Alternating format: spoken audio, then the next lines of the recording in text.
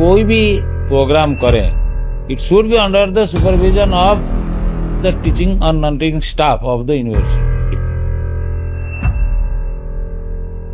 ये नहीं कि बच्चों का हाथ में पूरा छोड़ देंगे। और दूसरी चीज जो एक दो बार मेरे पास भी कंप्लेन आया है,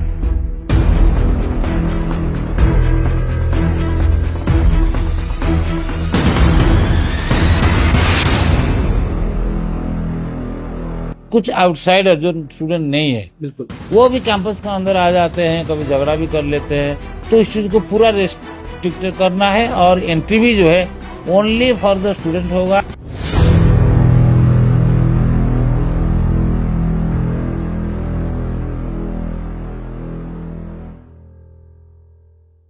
लगभग 3 वर्ष के लंबे अंतराल के बाद अस्थायी रजिस्ट्रार मिले हैं बीबीएमकेयू को। प्रोफेसर राधानाथ त्रिपाठी हमारे साथ हैं। सर, सबसे पहले तो आपको धन्यवाद, आगमन पर बधाई सर। और एक बड़ी तमन्ना थी यहाँ पर तमाम जो छात्र हैं उनको कि अस्थायी यहाँ पर रजिस्ट्रार मिले, ताकि जो चीज़ें रुक जाती थी वो रुके नहीं। सर, सबसे पहले यहाँ पर आकर आपको कैसा लग रहा है और कैसा किस तरह का सुधार की गुंजाइश यहाँ पर दिख रही है आपको? तो यहाँ तो मुझे बहुत ही अच्छा लग रहा है, इसीलिए मैंने दिल्ली यूनिवर्सिटी छोड़ के यहाँ आया हूँ। और यहाँ के लोग भी अच्छे हैं और यहाँ विद्यार्थी बहुत ही इंटरेस्ट लेते हैं पढ़ाई में, और बहुत ही मेधावी छात्र है, छात्रियाँ हैं यहाँ पे। और यहाँ इंफ्रास्ट्रक्चर भी सरकार ने बहुत बढ़िया बनाया है, दूसरे यूनिवर्सिटी से ये बहुत अच्छा है, इंफ्रास्ट्रक्चर बहुत अच्छा है। लेकिन यहाँ पे मुझे लगता है कि लोग भी, टीचर फैकल्टी सब अच्छे हैं, लेकिन कुछ समस्या भी है, ऐसे बात नहीं है। समस्या ये है कि यहाँ पे फ्रॉम बहुत सालों से टीचर्स रिक्रूटमेंट नहीं हो रहे, तो इसीलिए टीचर की संख्या बहुत कम है। तो इसीलिए पढ़ाई, देखिए, जब टीचर कम होंगे तो पढ़ाई भी उसी हिसाब से अफेक्टेड होगा, प्रभावित होगा। तो इसीलिए पहले चीज़ ये, सरकार से मेरा भी मिनिस्टर साहब से एक बार बात हुआ था, उन्होंने बोले कि हम जल्दी काफ़ी सारे पोस्ट भरेंगे, और उससे क्या हुआ कि हम लोग कुछ नया कोर्स भी खोल सकते हैं, और ज़्यादा लोग आएंगे तो नया, देखिए, मैं भी प्रोफेसर रहा हूँ और मुझे मालूम है जितना ज़्यादा स्पेशलाइजेशन होगा उस तरह हम स्टूडेंट को ज़्यादा ऑप्शन दे सकते हैं। बिल्कुल सर, कई दफ़ा जब बच्चे पढ़ाई जब धनबाद की बात अगर हम कर लें या फिर छोटे शहरों की बात कर लें, तो बच्चे चाहते हैं कि वो दिल्ली यूनिवर्सिटी, कोलकाता यूनिवर्सिटी जैसे संस्थान में जाकर पढ़ाई करें। लेकिन जब वहाँ के प्राध्यापक, वहाँ के प्रोफेसर, वहाँ के जब बड़े बड़े फैकल्टी जब यहाँ आकर के उन्हें पढ़ाते हैं, तो कहीं ना कहीं उनको एक नया चीज़ तो ज़रूर मिलता है। सर, आप अपने हिसाब से बताइए कि किस तरह का परिवर्तन आप इसमें करने का प्लान कर रहे हैं? देखिए, ये जो मुद्दा आपने उठाया, ये जगह की कोई मौत तो नहीं है, मौत तो है संस्था की। सपोज यहीं पे आईआईटी है, बिल्कुल, वहाँ पे क्यों पूरा इंडिया का सबसे टॉप स्कॉलर आ रहे हैं, यहाँ क्यों नहीं आ सकते हैं? इसीलिए आप यहाँ का फैकल्टी, यहाँ पर कोर्स इस तरह बनाइए, यहाँ पर इंफ्रास्ट्रक्चर, यहाँ पर एकेडमिक एटमॉस्फेयर ऐसे बनाइए ताकि आपको पूरा देश भर के अच्छे स्टूडेंट यहाँ आएंगे।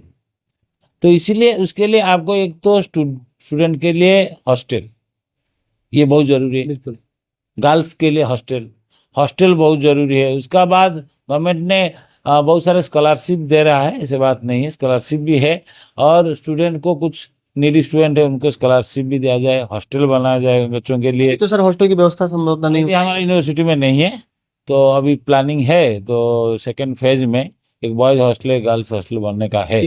कितने सीट का बनाने का प्लान है सर?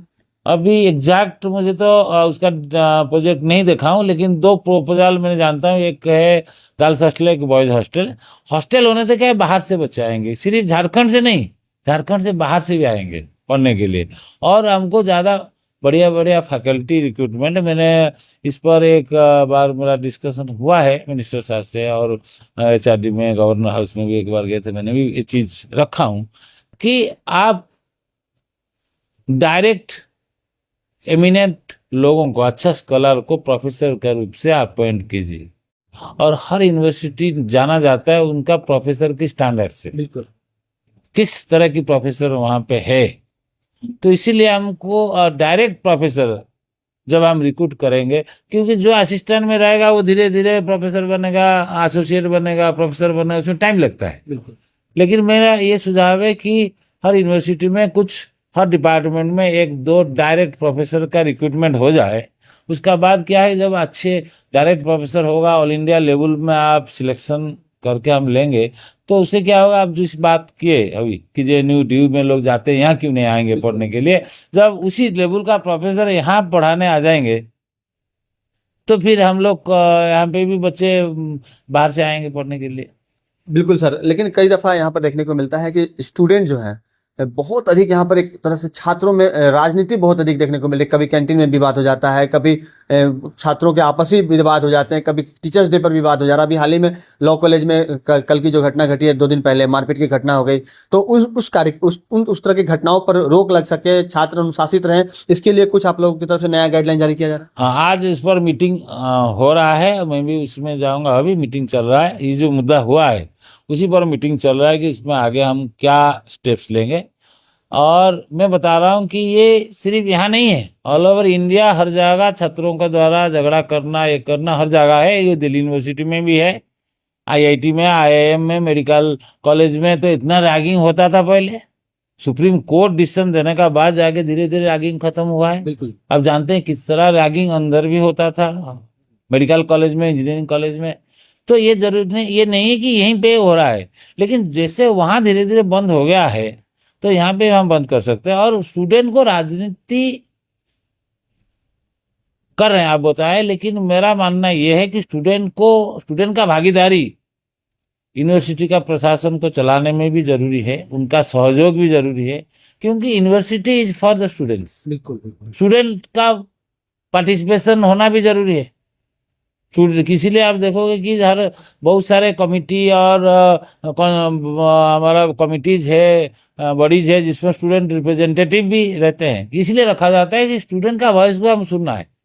स्टूडेंट का अब नहीं सुनेंगे तो स्टूडेंट तो जरा गुस्सा होंगे ही। लेकिन सर, ये लॉ कॉलेज का जो मामला था, इसमें हुआ कि सबसे पहले तो टीचर्स डे के दिन बच्चों ने डांस वांस किया, उसके बाद नॉनवेज खाने की बातें आई, लेकिन उससे पहले भी एक मामला था, वो था रैगिंग का। और रैगिंग के ऊपर का जो आरोप लगा था, उस मामले में आप लोग अब सख्ती दिखाने वाले हैं? हाँ, इस पर हम स्ट्रिक्टली गाइडलाइन भेज रहे हैं, क्योंकि प्रिंसिपल को, और प्रिंसिपल कोई भी प्रोग्राम करें, it should be under the supervision of the teaching और non teaching staff of the university department. ये नहीं कि बच्चों का हाथ में पूरा छोड़ देंगे। और दूसरी चीज जो एक दो बार मेरे पास भी कंप्लेन आया है कि कुछ आउटसाइडर जो स्टूडेंट नहीं है, बिल्कुल, वो भी कैंपस के अंदर आ जाते हैं, कभी झगड़ा भी कर लेते हैं। तो इस चीज को पूरा रेस्ट्रिक्ट करना है, और एंट्री भी जो है ओनली फॉर द स्टूडेंट होगा। और इस पर हम काम कर रहे हैं कि मेरा ये ऑलरेडी VC साहब से और एडमिनिस्ट्रेशन से पूरा इस पर बात चल रहा है कि हम लोग स्टूडेंट को ही एंट्री देंगे, जो स्टूडेंट जो है सिर्फ बोनाफाइड स्टूडेंट है। तो उससे क्या होगा, एक तो रेस्ट्रिक्शन हो जाएगा।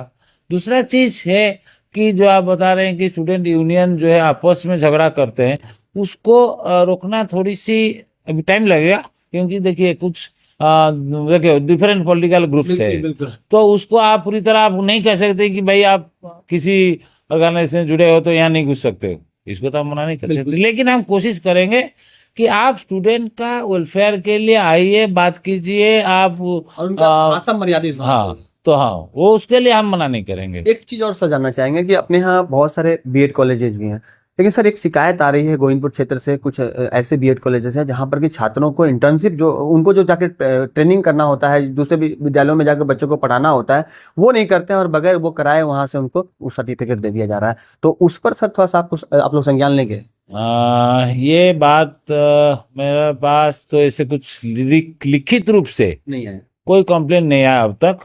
तो लिखित रूप से कुछ आएगा बच्चों का तो हम उस पर फिर एक्शन करेंगे। आपने बोला ठीक है, लेकिन अभी तो कोई इसी तरह का कोई कंप्लेन आया नहीं है। जब आएगा तो हम उस पर जरूर एक्शन लेंगे। जिस कॉलेज के अगेंस्ट में होगा तो होगा। हमारे पास कोई भी आता है तो कि वो भी कुछ कॉलेज से, किसी का नाम नहीं लूँगा, किस कॉलेज का टीचर स्टूडेंट आए थे कि सर हमारा जो है टीचर नहीं है, सचमुच टीचर नहीं, तो हम क्या कर सकते हैं।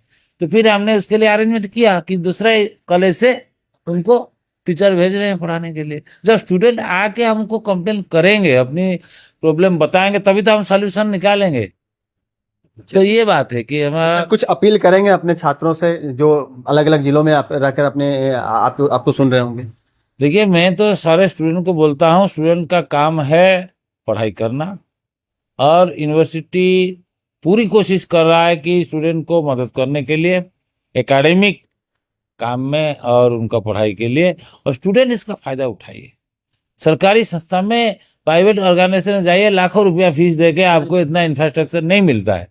जो सरकार आपके लिए इतना पैसा खर्च कर रहा है, लाखों रुपया एक एक बच्चों का पीछे खर्च हो रहा है, बच्चे भी रियलाइज करना चाहिए कि ये हमारा रिस्पॉन्सिबिलिटी है कि हम रेगुलरली क्लास करें, टीचर जो असाइनमेंट दिए उसको फुलफिल करें, एग्ज़ाम के लिए अब अच्छे से पढ़ें, अपनी तैयारी करें, फ्यूचर के लिए अपनी प्लानिंग करें। और ऑटोमेटिकली जब बच्चों में कॉन्शसनेस आ जाएगा अपनी कैरियर के लिए, वो बच्चा सुधर जाएगा और वो धीरे धीरे सिस्टम को वही सुधार देगा। मैं बता रहा हूँ एक इशू और आ रहा है सर, जो आरएसमर कॉलेज है वहां पर सर कुछ कब्जा कर लिया है लोगों ने, लंबे समय से कब्जा कर रखा है, अतिक्रमण कर रखा है। और सर वहां पर जो पुरानी वाली बिल्डिंग है वो काफी जर्जर अवस्था में है। कुछ नए बिल्डिंग बने हैं लेकिन पुरानी वाली बिल्डिंग जर्जर अवस्था में, उस पर भी संज्ञान लें। हाँ, इस पर देखिए, हमारा गवर्नर हाउस में एक मीटिंग हुआ था 2 महीना पहले, तो उसमें एक डिसीजन लिया गया कि जितना भी इस तरह का बिल्डिंग्स है किसी कॉलेज में, यूनिवर्सिटी में, उसका एक हम स्टडी कर रहे हैं अभी, कि एक रिपोर्ट बना रहे हैं कि जो जो प्रिंसिपल या हमारे यूनिवर्सिटी के जो हम पे कैंपस है जो इस तरह का बिल्डिंग है उसका एक लिस्ट बनाया जाएगा, और उसका एक तो कुछ रिपेयरिंग के लिए भी प्रपोजल जाएगा, और कुछ जगह जो है न्यू बिल्डिंग के लिए प्रपोजल भेजा जाएगा। तो उसमें हम लोग सारे प्रिंसिपल को, ये गवर्नर हाउस के लेटर आया था, उसको हमने भेज दिए, वहाँ से प्रपोजल आ रहा है। फिर धीरे धीरे उस प्रपोजल को डेवलप करके हम उसका फंडिंग लेके फिर न्यू बिल्डिंग, एक दिन में तो बनेगा नहीं, टाइम लगेगा, लेकिन उसका प्रक्रिया ऑलरेडी शुरू हो चुका है। तो अभी हमारे साथ प्रोफेसर राधानाथ त्रिवेदी कट करेंगे। तो अभी हमारे साथ प्रोफेसर राधानाथ त्रिपाठी हैं और उन्होंने बताया है कि किस तरह से रजिस्ट्रार के रूप में वो इस यूनिवर्सिटी को एक बेहतर यूनिवर्सिटी के रूप में स्थापित करने का प्रयास करेंगे।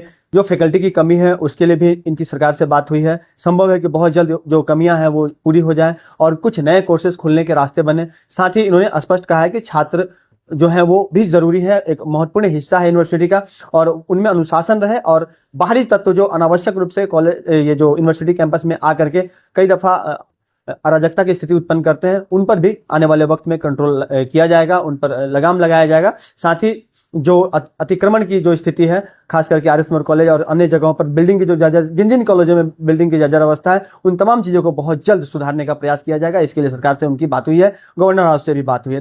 देखना होगा कि सर किस तरह से आगे आने वाले वक्त में कॉलेज में और तमाम जो कॉलेज हैं इसके अंदर में चलने वाले और जो यूनिवर्सिटी है वो उसे किस तरह से नए मुकाम पर पहुंचाने का प्रयास करते हैं। सहयोगी प्रभात के साथ राजकुमार जायसवाल, 11 स्कोप्स, धनबाद।